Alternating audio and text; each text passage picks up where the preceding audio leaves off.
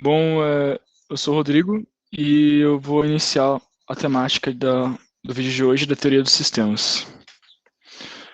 Bom, primeiro, para falar um pouco da teoria do pensamento sistêmico, né, a gente tem que falar da complexidade, que é um atributo de situações, objetos, conceitos, pessoas e formas de raciocinar, entre outras coisas.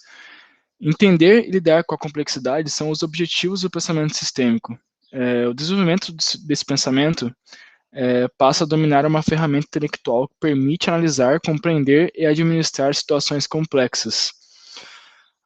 Complexidade é uma ideia com muitas definições, né? Então, autores se juntaram para justamente trazer um conceito mais claro, que seja mais definitivo sobre complexidade, e definiram-se que uma situação pode ser definida em termos de incerteza ou de hostilidade quanto à sua complexidade.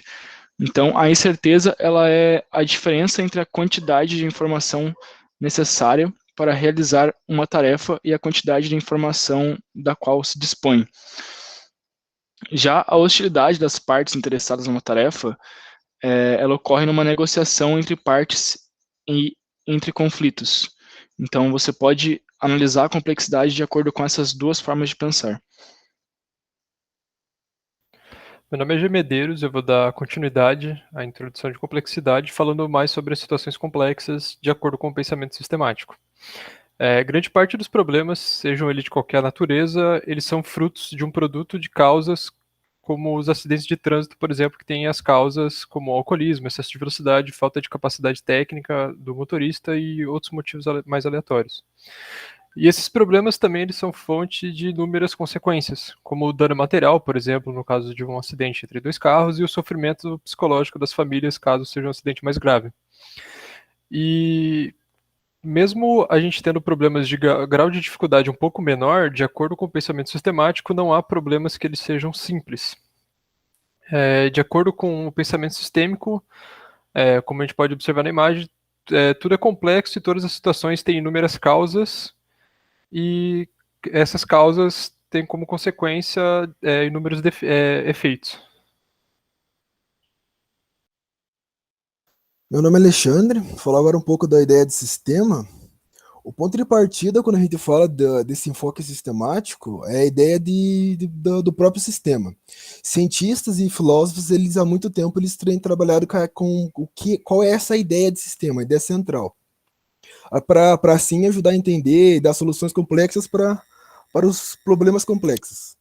Sistema, na sua definição, ele pode ser definido como um conjunto de partes ou elementos que formam um todo unitário ou um complexo.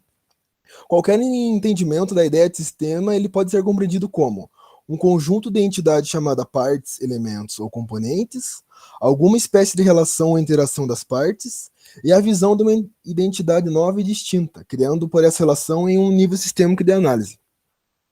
Daí, quando os sistemas eles são feitos de dois tipos de componentes ou partes. Temos primeiro os físicos ou concretos, tais como equipamentos, máquinas, peças, instalações e pode ser até mesmo as pessoas. Esse é o hardware dos sistemas. E por segundo e por último, a gente tem os conceituais ou abstratos, tais como conceitos, ideias, símbolos, procedimentos, regras. Esse é o software dos sistemas. Muitos sistemas são formados por uma combinação de elementos físicos e abstratos. Em alguns sistemas ele predomina um tipo de componente, apenas um tipo. O próprio enfoque sistêmico ele é um sistema de ideias. Trata-se de uma proposição consolidada em inúmeras disciplinas, que pode ser caracterizada como filosofia ou forma de produzir, interpretar e utilizar conhecimentos. Essa filosofia tem aplicação em todas as áreas da atividade e do raciocínio humano, e também como método de resolver problemas e organizar conjuntos complexos de componentes. Bom, eu sou o Fernando Yuri e eu vou falar um pouco sobre a estrutura dos sistemas. Qualquer sistema ele pode ser representado como um conjunto de elementos ou componentes interdependentes que se organizam em três partes, que seriam as entradas, né, os componentes ou insumos, os processos ou sistemas de transformação e as saídas ou resultados. As entradas, elas compreendem os componentes do sistema, são os elementos ou recursos físicos e abstratos que o sistema é feito, incluindo todas as influências e recursos recebidos do meio ambiente. Já os processos, temos que todo sistema ele é dinâmico e tem processos que interligam os componentes e transformam os elementos de entrada em resultados. Aí cada tipo de sistema ele tem um processo de dinâmica própria, né? Todas as organizações elas usam pessoas, dinheiro, materiais e informação, mas um banco, por exemplo, ele é diferente de um exército e os dois são diferentes de uma escola e esses três são diferentes do hospital e tudo isso se deve por conta das diferenças nos processos internos e nos resultados que cada um tem. Temos também as saídas, onde são os resultados do sistema, os objetivos que o sistema pretende atingir ou efetivamente atinge. Para uma empresa considerada como sistema, as saídas compreendem os produtos e serviços para os clientes ou os usuários, os salários e os impostos que paga, o lucro de seus acionistas, o aumento das qualificações de sua mão de obra e também outros efeitos na sua ação, como a poluição que provoca e o nível de renda da cidade em que se localiza. E aí, para finalizar, a gente tem o feedback, que é o que ocorre quando a energia, informação ou saída de um sistema ele retorna. O feedback ele reforça ou modifica o comportamento do sistema, e ele pode ser intencional, projetado dentro da própria estrutura do sistema para cumprir uma finalidade de controle ou reforço. Eu sou o Luiz Fernando e eu vou falar um pouco sobre a teoria geral dos sistemas. É o método que procura entender como os sistemas funcionam e a teoria geral dos sistemas, desenvolvida pelo cientista alemão Ludwig Bertalanffy. Bertalanffy observou na época de 1930, na década de 1930, que a ciência se acostumara a tratar de forma compartimentada muitos problemas que exigiam uma abordagem mais ampla ou holística. Essa premissa permitia calcular e prever com precisão o comportamento do sistema, porque toda a informação necessária era conhecida. A teoria geral dos sistemas, portanto, é a exploração científica de todos e totalidades que há pouco tempo eram consideradas noções metafísicas, que transcendiam as fronteiras da ciência. Essa é a primeira ideia importante da teoria geral dos sistemas, da qual todos os demais decorrem. A ideia de que todos são formados das partes interdependentes. A segunda ideia importante da teoria geral dos sistemas é a variante da primeira. De acordo com Bertalanffy, essa ideia é necessária para aplicar vários enfoques para entender uma realidade que se torna cada vez mais complexa e lidar com ela. Essa é a parte da teoria de Bertalanffy. Deu o nome de tecnologia de sistemas. Designada assim as técnicas desenvolvidas para lidar com a complexidade. Segundo a teoria geral dos sistemas, os limites de um sistema dependem não do próprio sistema, mas do observador.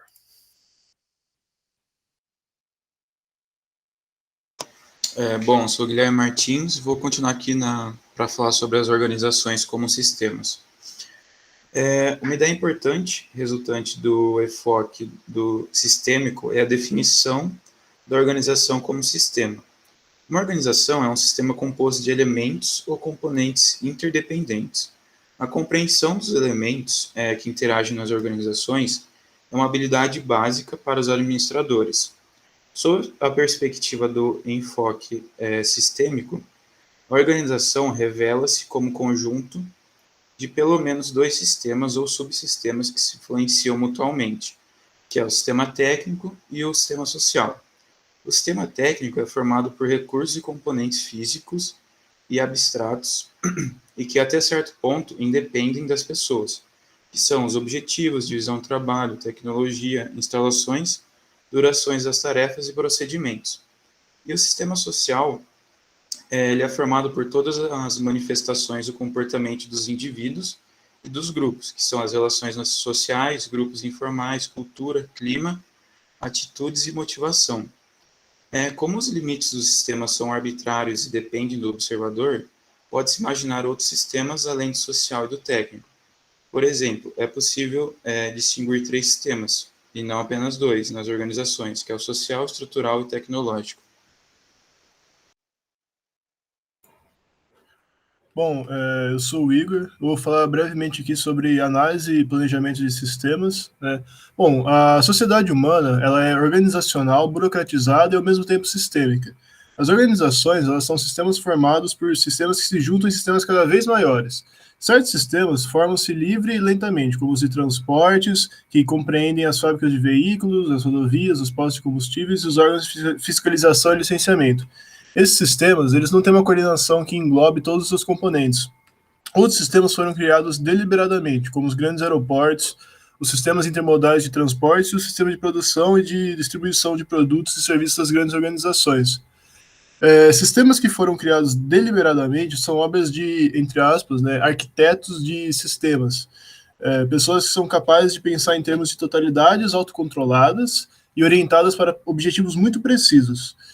Um exemplo disso é o Henry Ford. Ele criou a linha de montagem móvel como um sistema integrado com outros sistemas de suprimentos, distribuição e administração de mão de obra. Os sistemas, tanto os naturais quanto os construídos deliberadamente, frequentemente apresentam falhas, porque em alguns casos eles são mal planejados ou porque entram em processo de degeneração. Existem sistemas também que concorrem entre si e outros tornam-se obsoletos. Muitas vezes, os sistemas sofrem as pressões exercidas por problemas que não existiam quando foram concebidos ou implantados, ou que seus planejadores não anteciparam. A capacidade de planejar e construir sistemas que funcionem bem é necessária para a eficácia das organizações e para a qualidade de vida dos usuários e da sociedade de forma geral. Essa necessidade conduz à moderna teoria dos sistemas para sua aplicação prática, a análise e o planejamento. Para analisar ou planejar sistemas, os elementos são os seguintes: ambiente, objetivos, componentes, processo, administração e controle.